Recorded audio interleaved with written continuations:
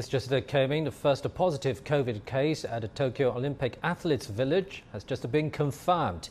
It's unclear where the case is from. This comes with less than a week to go to the Summer Games. Now, for more on the situation in Japan, let's cross live to our correspondent Phoebe Amoroso in Tokyo. Phoebe, first of all, tell us more about this first case in the Olympic Village.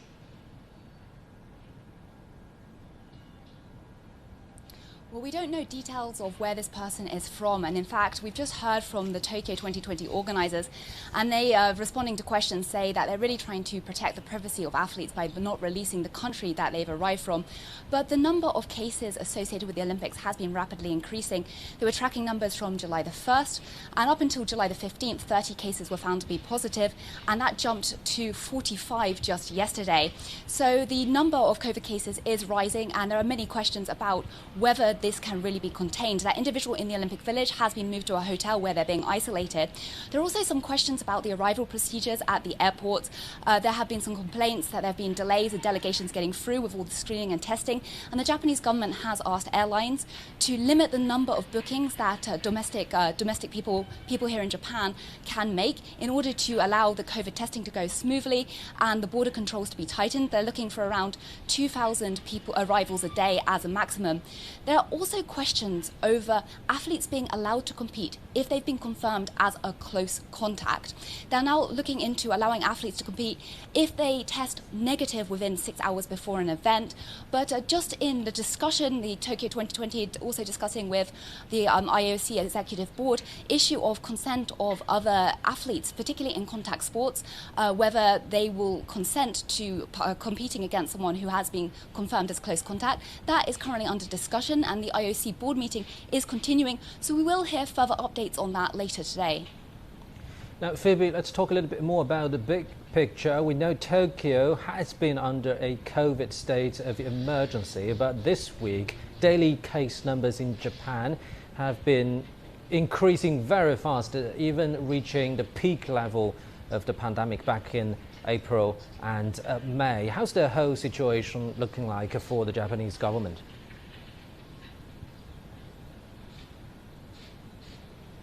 Well, it's a challenging time for the people here in Japan and the government. And in fact, actually, news just recently in that Prime Minister Suga's approval rating has fallen to below 30% according to a GG poll, which is a record bottom low. There is a huge amount of concern about the situation. Nationwide cases have topped 3,000 for 3 days in a row. And as you mentioned, cases really rapidly rising in Tokyo, actually hitting a 6-month high.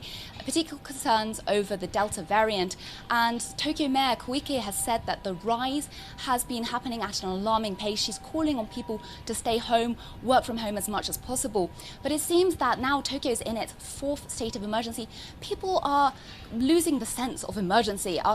The capital has been under these restrictions for most of this year, and data shows that footfall has not really fallen in major stations.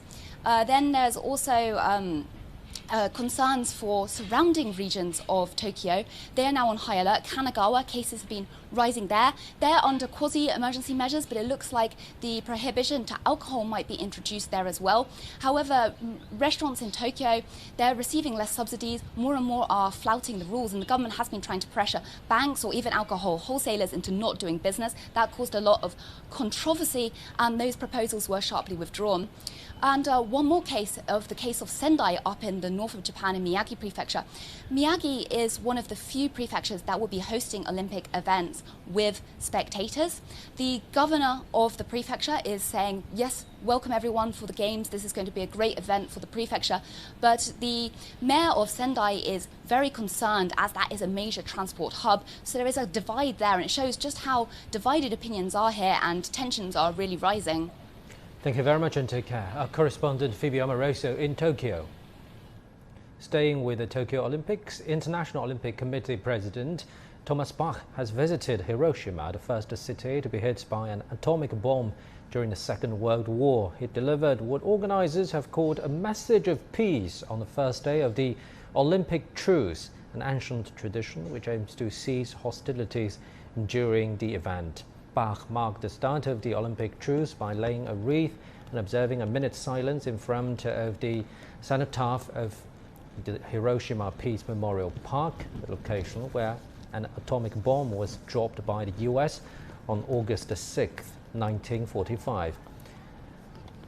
The German's visit amid the pandemic has drawn criticism among Japanese people, with online petitions opposing his visit gathering among 70,000 signatures. He was accompanied by Tokyo 2020 Organizing Committee President and also held a brief chat with Fumiaki Kajiya, a 82-year-old survivor from that attack nearly 76 years ago. Bach says the site is an ambassador of peace and all people should visit. In this way, the Olympic and Paralympic Games at Tokyo 2020 will be a beacon of hope for a better and more peaceful future. Every human being should come here one day to Hiroshima, because everybody who has been here and who has made this experience and has got this inspiration will leave Hiroshima as an ambassador for peace. Meanwhile, some protesters are making their voices heard in Hiroshima, calling for the Olympics to be cancelled. Some held a banner even saying don't use Hiroshima as an excuse, and many were calling for Bach to go home. These visits are usually routine for the IOC, but with the Olympics set to open next week, Tokyo is under a state of emergency, and plans for the Games to go ahead have been met with increasing opposition from many members of the public in Japan.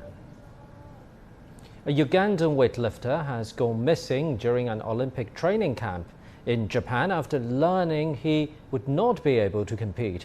20-year-old Julius Sikitoleko failed to conduct a required COVID test, and then an alarm was raised when he was not found in his hotel room. Ugandan sports officials say the athlete recently found out that he would not be able to compete at the Games because of a quota system and was set to return home. He was last seen shortly after midnight inside a hotel. Uganda's delegation arrived in Japan last month with a coach testing positive on arrival. Other delegation members were required to self-isolate, with the second member later testing positive. Athletes and other Olympic participants are subject to strict rules, including regular testing and limits on their movement. A report has been submitted to the police and the search is being conducted with the support of the police. We will monitor the situation and hope that we find his whereabouts soon. Now, Mayu Yoshida takes a close look at prevention and control measures in the Olympic Village in Tokyo.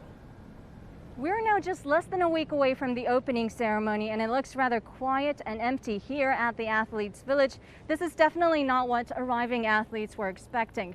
Tens of thousands of athletes and staffs will be living inside the so-called bubble, going back and forth between designated venues and the village. The original plan included a big welcoming ceremony with fanfare, children waving flags, and residents cheering on sidewalks, but not anymore. Even media are denied coverage, so we can't get too close to the gate. This all comes as the Prime Minister declared a fourth state of emergency in Tokyo throughout the Olympic period. And of course, after the last-minute decision to ban spectators from all Tokyo venues. The one-year delay has also led to frustration and confusion of future residents of the Olympic Village.